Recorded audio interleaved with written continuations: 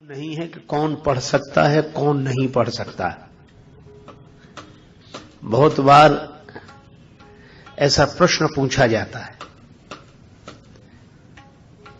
एक मैया ने मुझसे पूछा कि महाराज हम हनुमान चालीसा पढ़ सकते हैं क्या? माताओं को हनुमान चालीसा पढ़ने का अधिकार है? हमने कहा माता जी हमसे क्या पूछ रही हो, श्री हनुमान चालीसा ने ही उत्तर दिया है। जो यह पढ़े हनुमान चालीसा, जो पढ़े, चाहे वह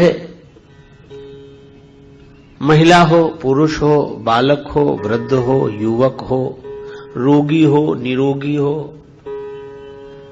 कोई भी पढ़े, पुरुष नपुंसक नारी वा जीव चराचर कोय, जो यह पढ़े। तो एक तो हर किसी को पढ़ने का अधिकार है, हर समय अधिकार है श्री हनुमान चालीसा पढ़ने का। और दूसरी बात, पढ़ने में कोई शर्त नहीं कि मन लगाकर पढ़ो, सावधानी पूर्वक पढ़ो,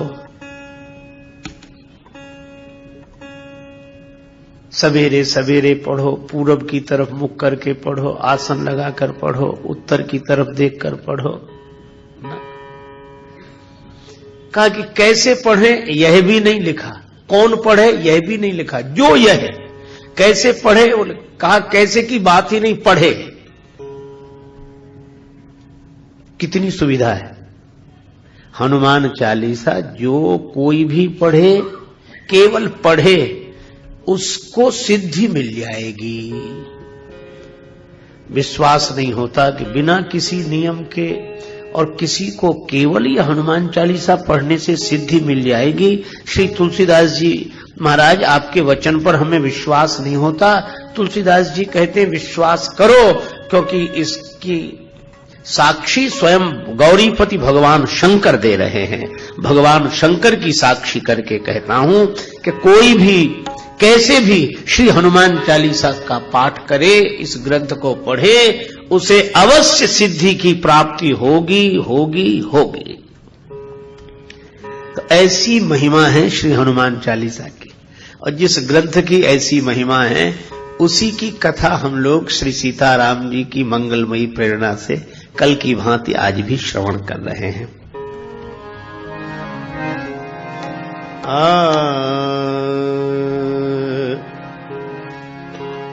जय हनुमान ज्ञान गुण सागर, जय हनुमान, जय हनुमान ज्ञान गुण सागर,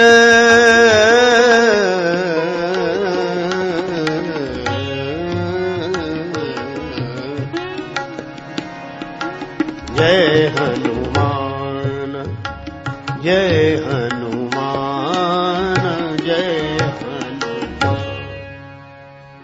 श्री तुलसीदास जी कहते हैं हनुमान जी महाराज की जय हो जय हो। वे ज्ञान और गुणों के सिंधु हैं। ज्ञान के सिंधु हैं क्योंकि सूर्य भगवान से उन्होंने ज्ञान प्राप्त किया है, ज्ञानियों में अग्रगण्य है। गुण सागर है। कल कहा गया था कि जहां गुण है वहां दोष है। केवल गुण ही गुण किसी के जीवन में हो, यह प्रकृति के नियम के विरुद्ध है। किंतु हनुमान जी में दोष नहीं, गुण ही गुण है। क्यों? इसलिए क्योंकि जानकी माता ने उन्हें आशीर्वाद दिया है, सुन सुत सद्गुण सकल तव हृदय बसहु हनुमंत। जानकी माता के आशीर्वाद से वे सकल गुण निधानम हैं, अखिल गुणगण निलय हैं श्री हनुमान जी महाराज। और एक बात और है, गुण सज्जन के पास इकट्ठे होकर रहते हैं। जैसे वर्षा चारों तरफ होती है, पानी बरसता है फिर बहता है, पर तालाब में जाकर ठहरता है। भगवान श्री राम जी ने लक्ष्मण जी से यही कहा, सिमिट सिमिट जल भरहि तलावा, जिम सदगुण सज्जन पहि आवा। सदगुण सज्जन के जीवन में ठहरते हैं। तो हनुमान जी महाराज सज्जन हैं, इसलिए सारे गुण उनमें इकट्ठे हो गए। तो आप कहेंगे सज्जन की पहचान क्या? देखो, ऐसे तो हम लोग किसी को भी सज्जन कहते हैं, कहना ही चाहिए, यह बड़े सज्जन हैं, एक सज्जन मुझे मिले, ऐसे कहते हैं। किंतु श्री रामचरितमानस में सज्जन की 3 परिभाषाएं दी। एक तो स्वयं श्री हनुमान जी ने बताया सज्जन कौन, एक भगवान श्री राम जी ने बताया सज्जन कौन, और एक श्री तुलसीदास जी ने सज्जन की परिभाषा दी। विभीषण जी अभी जागे हैं और श्री राम राम राम स्मरण करने लगे, तो हनुमान जी क्या बोले? मन ही मन, राम राम ते ही सुमिरन कीन्हा, हृदय हरस कपि सज्जन कीन्हा।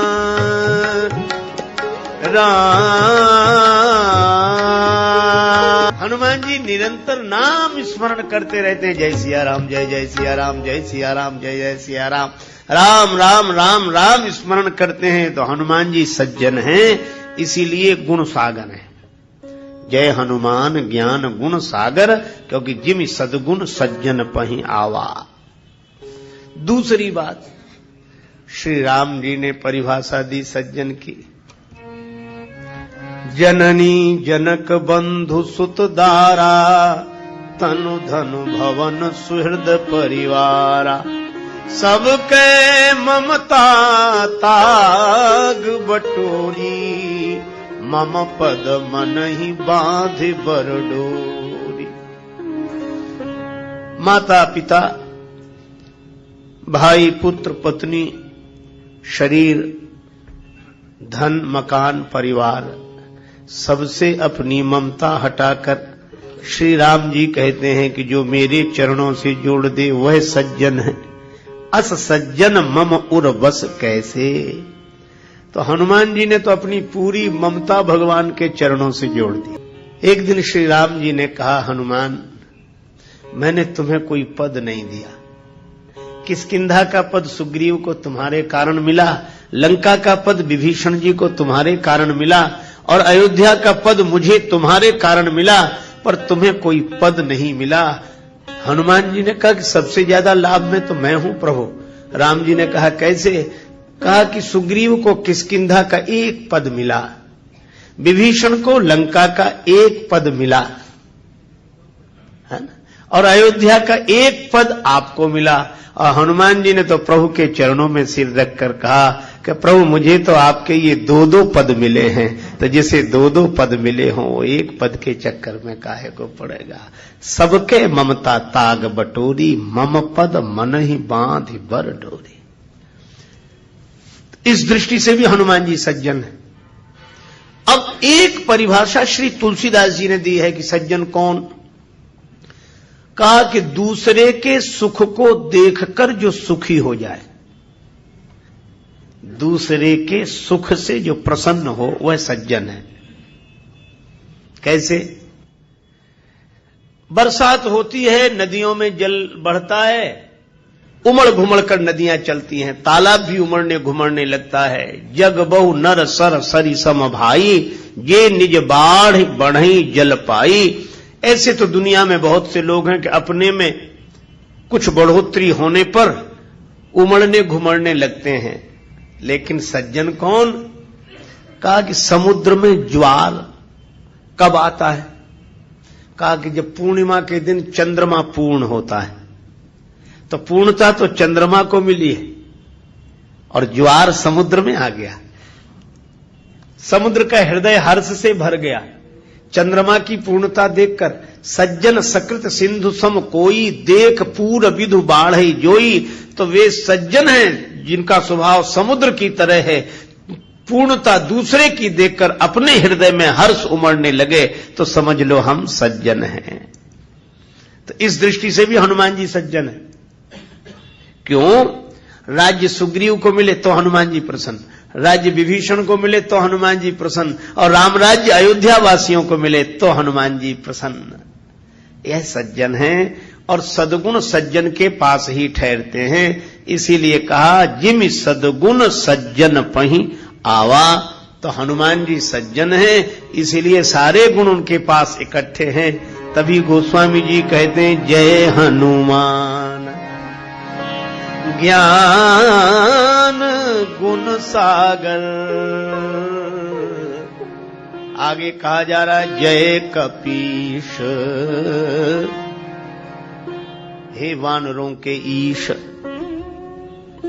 हनुमान जी बंदरों के राजा है। वानराणाम धीशम। किसी ने कहा कि ये हनुमान जी तो स्वयं सुग्रीव जी की सेवा में रहते हैं, तो वानरों के राजा सुग्रीव हैं कि श्री नहीं है कि कौन पढ़ सकता है कौन नहीं पढ़ सकता। बहुत बार ऐसा प्रश्न पूछा जाता है। एक मैया ने मुझसे पूछा कि महाराज हम हनुमान चालीसा पढ़ सकते हैं क्या? माताओं को हनुमान चालीसा पढ़ने का अधिकार है? हमने कहा माताजी हमसे क्या पूछ रही हो, श्री हनुमान चालीसा ने ही उत्तर दिया है। जो यह पढ़े हनुमान चालीसा, जो पढ़े, चाहे वह महिला हो, पुरुष हो, बालक हो, वृद्ध हो, युवक हो, रोगी हो।